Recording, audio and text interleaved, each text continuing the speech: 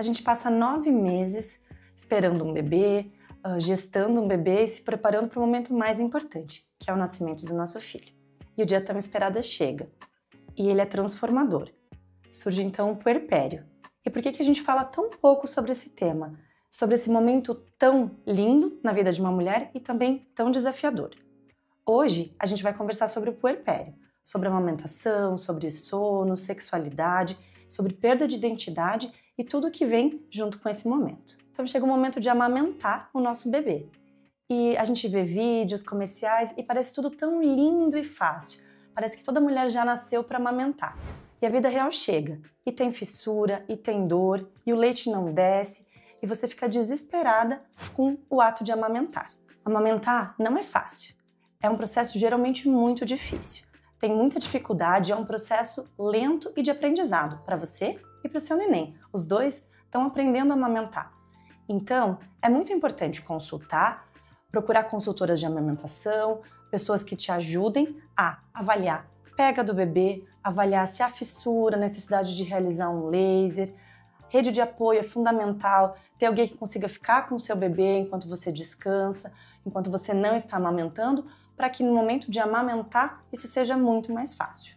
Mas também é importante perceber quando amamentar não é possível. Isso pode acontecer. E se a gente não consegue, ou se a gente não quer amamentar, às vezes é uma escolha. Eu não desejo amamentar.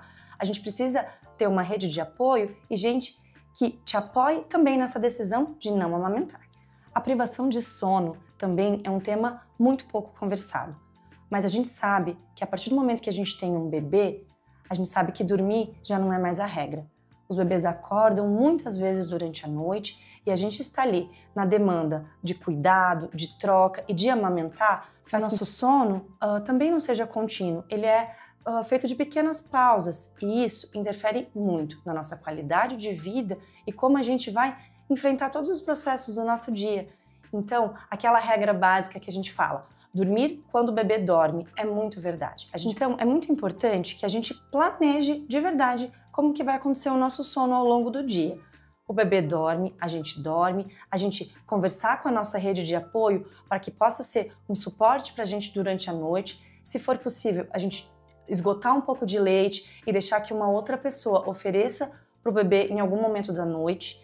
Durante o dia, fazer sim pequenas sonecas. Isso vai fazer com que a gente melhore muito a nossa capacidade mental, inclusive, para poder cuidar melhor desse bebê. E sobre a sexualidade, como que fica a sexualidade no pós-parto, né?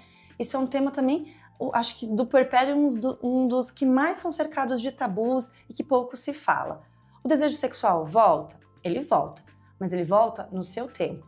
É muito bem definido que no pós-parto a gente tem diminuição do desejo sexual por questões hormonais, o fato de amamentar um bebê, né? As mulheres que estão em amamentação exclusiva, elas têm sim hormonalmente o desejo sexual diminuído.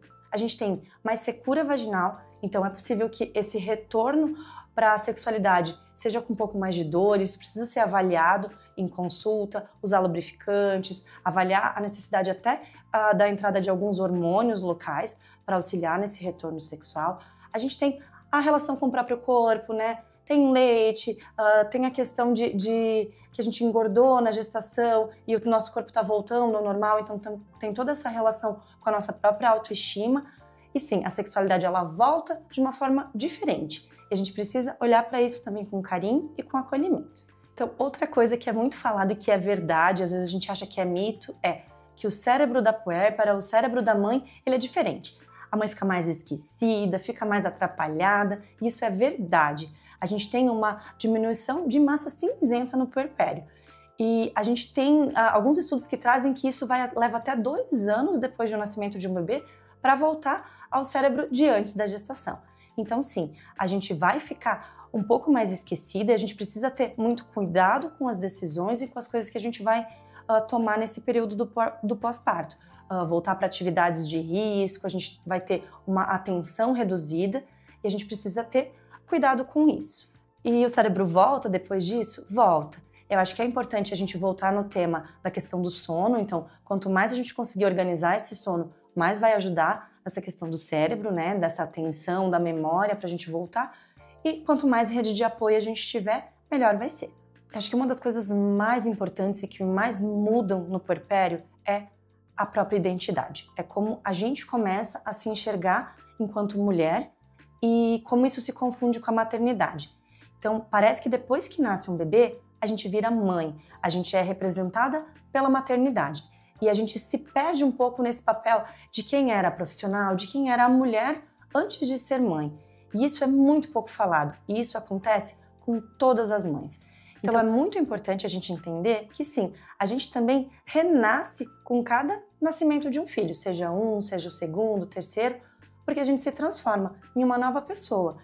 E a gente precisa encontrar a mulher dentro de todos esses papéis que acabam se sobrepondo, da mãe, da profissional, da esposa, da namorada.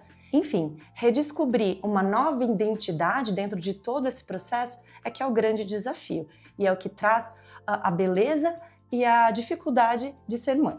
Então, o puerpério, esse nome, classicamente nos livros, ele é definido como um período de 42 dias. Mas quem é mãe, quem já foi mãe, sabe que ele dura muito além disso. Então, ele é muito desafiador e é muito importante que a gente compartilhe. Às vezes a gente vem com eu sou mãe, eu preciso dar conta de tudo sozinha. E o fato de falar sobre, compartilhar, seja com familiares, com amigos ou com profissionais da saúde, é muito importante para transformar e trazer toda a beleza que esse período tem na vida da mulher.